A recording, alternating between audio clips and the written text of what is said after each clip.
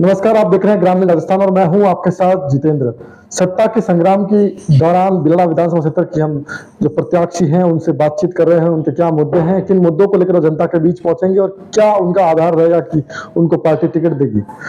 आज इसी सत्ता के संग्राम के एपिसोड के दौरान बिलड़ा विधानसभा क्षेत्र से जो कांग्रेस के प्रबल दावेदार हैं, जो वर्तमान में अनुसूचित जाति आयोग के उपाध्यक्ष भी हैं और प्रदेश कांग्रेस कमेटी के सचिव भी हैं, और उनको हाल ही में प्रभारी बनाया गया है बाड़मेर व पचपदरा विधानसभा क्षेत्र का कांग्रेस से। हमारे साथ हमारे साथ मौजूद हैं सचिन जी सरवटे। सर, सबसे पहले बहुत बहुत स्वागत ग्रामीण राजस्थान पर। नमस्ते जितेंद्र जी। सर, सबसे पहले आपका पारिवारिक बैकग्राउंड जानना चाहूंगा। सर, क्या बैकग्राउंड रहा पारिवारिक बैकग्राउंड में मेरे जो दादाजी हैं स्वर्गीय श्री राम जी सरवटे जी, वो कांग्रेस के पार्षद थे जी, और उन्होंने दलित समाज के लिए बहुत संघर्ष किया, उन्होंने बहुत ऑनेस्टी से जीवन जिया। स्वतंत्रता सेनानी भी थे। जो पूर्व मुख्यमंत्री है जय नारायण जी व्यास, उनके साथ भी उन्होंने कदम ताल मिलाकर काम किया। स्वतंत्रता संग्राम में उनका काफी सहयोग किया जी। और मेरे पिताजी जो हैं स्वर्गीय श्री विष्णुदेव जी सरवटे, वे भी पार्षद थे। माननीय मुख्यमंत्री अशोक जी गहलोत के काफी करीबी कार्यकर्ताओं में से एक थे। बहुत ऑनेस्ट थे और दलित समाज के लिए उन्होंने काफी काम किया। जी सर, क्या मैनिफेस्टो रहेगा इस बार 2023 विजन को लेकर? क्या बिलड़ा विधानसभा क्षेत्र में आप इस बार दावेदारी कर रहे हैं, तो क्या विजन रहेगा? देखिए, बिलाड़ा विधानसभा जो है वो जोधपुर जिले के अंतर्गत आती है जी, और बिलाड़ा से मेरा पुराना नाता रहा है जी। मैं जब बिलाड़ा आया हूँ, आप लोगों ने देखा भी होगा, कई मुद्दों पे मैंने वहाँ पे बात उठाई है। वंचितों शोषितों के लिए मैंने काम किया है बिलाड़ा में, क्योंकि मेरी पसंदीदा विधानसभा क्षेत्र में से एक है। और जोधपुर जिले के अंतर्गत जो अनुसूचित जाति के अंतर्गत जो रिजर्व्ड जो एक सीट है और मुख्यमंत्री जी के काफी पसंदीदा विधानसभाओं में से एक है, तो इसीलिए मैंने बिलाड़ा विधानसभा की जनता की सेवा करने का एक मन में एक संकल्प लिया है। और मेरा ये विचार है कि मैं पूरी ऑनेस्टी से, पूरी निष्ठा से जो विकास के कार्य करूंगा, वहां की जनता की सेवा करूंगा। सर, ऐसी क्या खासियत है कि पार्टी आपके ऊपर दाव खेलेगी? कि आप वर्तमान में अनुसूचित जाति आयोग के उपाध्यक्ष भी हैं, तो क्या ऐसा दावपेच रहेगा कि आपको पार्टी टिकट देगी? देखिए, मैं मेरी निजी राय बता रहा हूं आपको जी। आप ये देखिए कि पश्चिमी राजस्थान में जो दलित नेताओं का कांग्रेस के अंदर जो चेहरा है जी, आप नजर डालेंगे तो कहीं ना कहीं मेरी आइडेंटिटी भी आपको दिखेगी जी। फिर मेरे कार्य आपको दिखेंगे। आप जानते हैं मैं रात दिन एक करके लोगों की समस्याओं के ऊपर पत्र लिखता रहता हूँ। पार्टी जो जिम्मेदारी देती है उसको बखूबी निभाता हूँ। पिछली बार जो मेरे को डिजिटल मेंबरशिप का जो कार्य दिया था, मुझे संभागीय कोऑर्डिनेटर बनाया गया था जोधपुर संभाग का, उस दरमियान भी मैंने बहुत अच्छा काम किया। मेंबरशिप का मैंने व्यक्तिगत मेरी मेंबरशिप जो थी वो 11,000 थी और पूरी विधानसभा की तो काफी अच्छी तादाद में थी, जिसमें बिलाड़ा के कार्यकर्ताओं से कांग्रेसी जो हमारे नेता है, कार्यकर्ता है, उनसे संपर्क में आया। तो ऐसा भी नहीं है कि पैराशूट कैंडिडेट हूँ। पहले से ही आप लोगों के आपके जो विधानसभा में मैंने कार्य किया है, रात दिन मेरा आना जाना है, कई लोगों से मेरी जान पहचान है और सबसे बड़ी बात मेरी भावना है कि मैं सेवा करूं। जी सचिन जी, जो वर्तमान में मुख्यमंत्री महोदय जी ने जो एक महंगाई राहत कैंप के बाद अचानक 3-4 महीनों में योजनाओं का एक पूरा एक पहाड़ सा खड़ा कर दिया, तो उसको लेकर क्या कहना आपका? अचानक नहीं किया।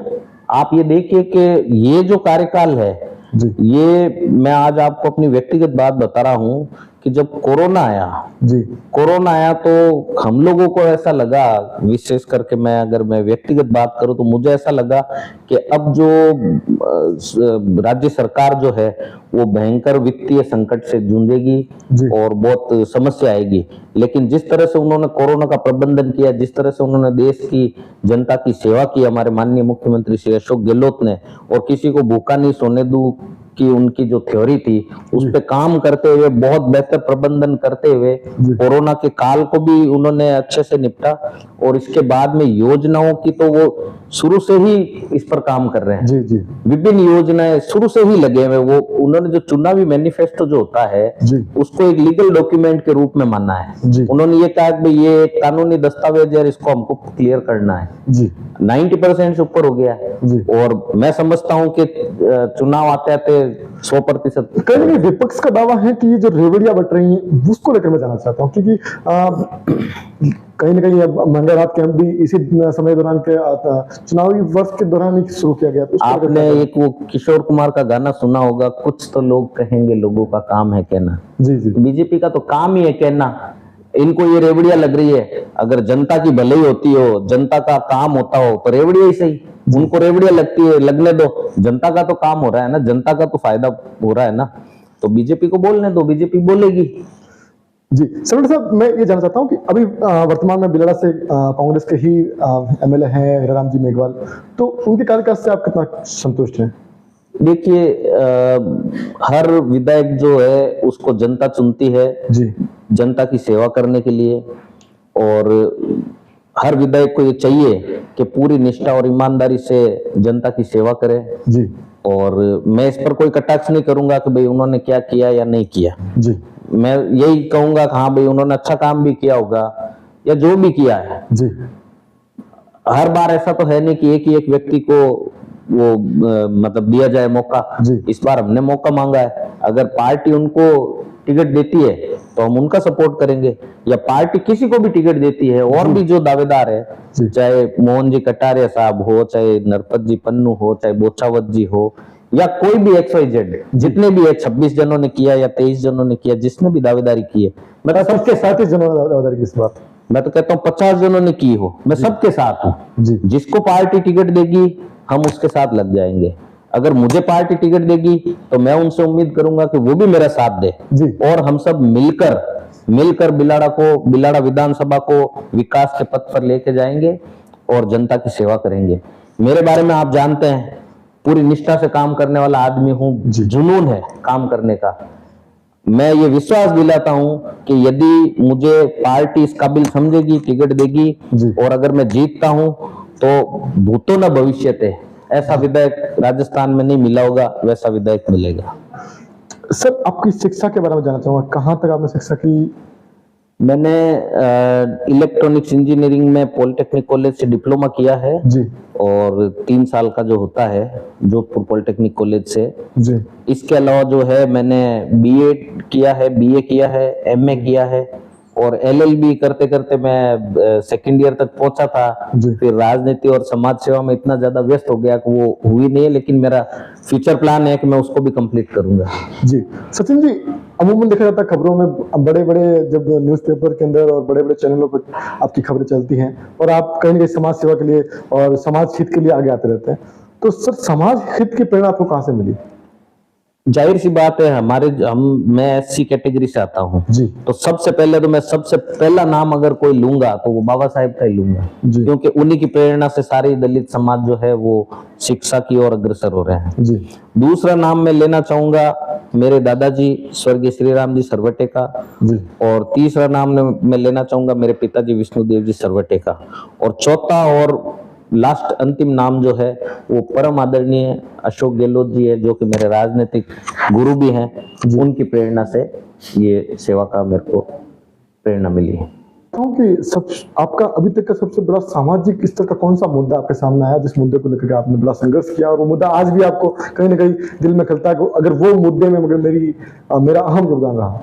देखिए, मैं जिस कम्युनिटी से आता हूँ वो कम्युनिटी अनुसूचित जाति में सबसे नीचे पायदान पे मैं कहूंगा कि वाल्मीकि समाज की आज जो स्थिति है, 90% जो वाल्मीकि समाज है वो सफाई कार्य से जुड़ा हुआ है। जी। सफाई कर्मचारियों को लेकर राजस्थान ही नहीं बल्कि देश भर में बहुत बुरी हालत है। आप देखिए कि सीवरेज टैंक में अगर डेथ होती है तो मोस्ट ऑफ द केसेस जो है 99.9% जो है वो वाल्मीकि समाज का व्यक्ति जो है उसमें सीवरेज में गुजरता है। तो मेरा ये शुरू से ही इनके प्रति भावनाएं रही है कि मैं सफाई कामगारों के लिए बेहतर से बेहतर कार्य करूं और उनको है जो सामाजिक सुरक्षा प्रदान करवाऊं। जी। इसके साथ ही अनुसूचित जाति की अगर मैं बात करूं तो अनुसूचित जाति के हर जाति के व्यक्ति के ऊपर अत्याचार हो रहा है। आज आप पूरे देश की यही हालत है, आप देख लीजिए। अब राजस्थान में जो है माननीय मुख्यमंत्री जी ने FIR कंपलसरी करवा दी। FIR कंपलसरी करवाने के कारण केसेस अब ऑन रिकॉर्ड ज्यादा आने लगे हैं, तो वो बढ़ते हुए दिख रहे हैं। लेकिन ये हमारे माननीय मुख्यमंत्री जी की एक सोच थी कि कोई भी केस हो, केस छो बढ़ते कोई दिक्कत नहीं है, लेकिन केस दर्ज होना चाहिए। तो इस तरह से केसेस दर्ज हो रहे हैं, तो जमीनों से जुड़े हुए मुद्दे आते हैं।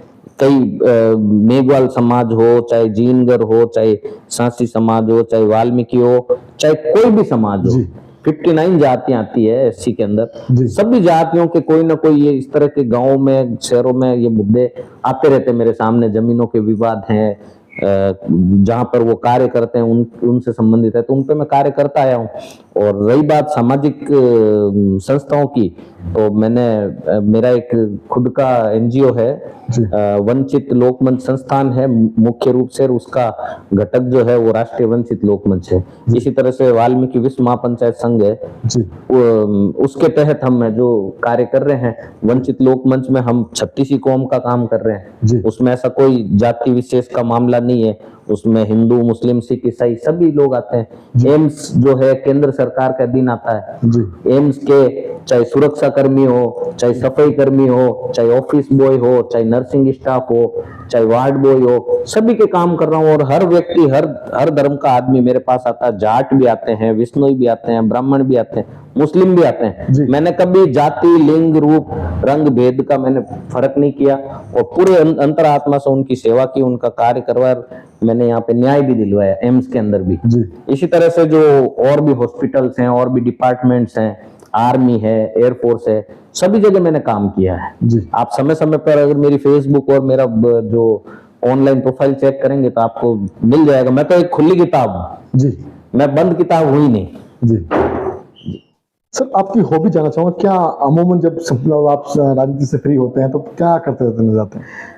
आपको मेरी बात पे हंसी आएगी, मेरी हॉबी काम करना ही है। सबसे पहली बात तो ये है, रात दिन कंप्यूटर पे बैठा रहता हूँ, कोई ना कोई मेल आता है, मेलों के जवाब देता हूँ। कंप्यूटर पे जो है लेटर्स लिखना, उनको फॉरवर्ड करना, ये तो मेरा मुख्य रूप से ये तो काम हो ही गया। अगर आप हॉबीज के बारे में बात करना चाह रहे हैं तो हॉबीज में तो सभी जानते हैं, आपके बिलाड़ा में आपके पत्रकारों ने मेरे से गाना भी गवाया था। तो सिंगिंग करता हूँ मैं, म्यूजिक का शौक है। मेडिटेशन मेरी सबसे अहम जो है वो रुचि है, मेडिटेशन, रेगुलरली मेडिटेशन करता हूँ। और चेस खेलना, बाकी अब क्रिकेट खेलने का तो जमाना रहा नहीं तो जब स्कूल लेवल में थे, कॉलेज लेवल में थे तो क्रिकेट भी खेलते थे। आपके जीवन में कोई ऐसा पल आया जिस पल को आज भी आप भुला नहीं पाते? उस पल को जब महसूस करते हैं तो बहुत अपने आप में गर्वान्वित महसूस होता है, तो वो पल कौन सा था? वो पल गौरवान्वित का कह रहे हो आप? सुख या दुख का कह रहे हो? सुख का कह रहे हो जी। तो खूब पल हैं ऐसे, जैसे जब मेरे को अनुसूचित जाति आयोग का उपाध्यक्ष बनाया गया राज्य सरकार ने, माननीय अशोक जी गहलोत ने। पिछली बार मुझे सफाई कर्मचारी आयोग का उपाध्यक्ष बनाया गया था। इससे पहले मुझे PCC में सेक्रेटरी बनाया गया, आज भी हूँ, वापस रिपीट किया गया। तो मतलब काम उसी को दिया जाता है जो काम करता है। मैंने हर काम को बखूबी निभाया है, हर एक काम को। और सोशल मीडिया, नेटवर्किंग, ये मेरा मेन की रही है, इन पर विशेष तौर पे मेरा कमांड रहा है। जी सर साहब, मैं ये जानना चाहूंगा कि जो अभी वर्तमान में बिलाड़ा में एक स्थानीय की बात चल रही है कि हमारा उम्मीदवार स्थानीय उम्मीदवार, उसको लेकर क्या कहना है आपका? देखो, लोगों की भावनाएं हैं, मैं लोगों की भावनाओं की कदर करता हूं, लेकिन कोई व्यक्ति आपके क्षेत्र में पैदा नहीं हुआ, इसका ये नहीं होना चाहिए कि उसको काम करने का मौका नहीं मिलना चाहिए। अगर कोई व्यक्ति आपसे दिल से जुड़ा हुआ है, आपकी सेवा करना चाहता है, तो स्थान का फर्क नहीं आना चाहिए। तो क्षेत्रवाद की बात होगी, क्षेत्रवाद को अच्छे पहलू में नहीं देखा जाता है। और अगर मैं बात करूं स्थानीय की, तो आप मुझे ये बताइए कि बिलाड़ा विधानसभा किस जिले में आती है?